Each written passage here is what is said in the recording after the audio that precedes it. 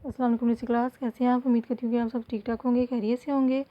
आज हम अपनी उर्दू की बुक के पेज नंबर 21 की रीडिंग स्टार्ट करेंगे। तो चलिए स्टार्ट करते हैं।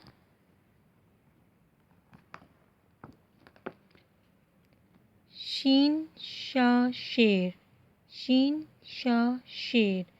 अब देखें लफ्ज़ शेर के क्या जोड़ हैं, यानी लफ्ज़ शेर अरबी के किन लफ्ज़ों से मिलकर बना है। शीन ये छोटी है, रे शेर, शीन ये छोटी है, रे शेर, शीन शाह शेर, शीन शाह शहद, शीन शाह शहद। अब देखें लफ्ज़ शहद अरबी के किन लफ्ज़ों से मिलकर बना है। शीन हे दाल शहद, शीन हे दाल शहद, शीन शाह शहद, शीन शाह शवारमा, शीन शाह शवारमा। अब देखें लफ्ज़ शवारमा के क्या जोड़ हैं, यानी लफ्ज़ शवारमा अरबी के किन लफ्ज़ों से मिलकर बना है। शीन वाओ अलिफ रे मीम अलिफ, शवारमा, शीन वाओ अलिफ रे मीम अलिफ शवारमा, शीन शाह शवारमा, शीन शाह शेर, शीन शाह शहद, शीन शाह शवारमा।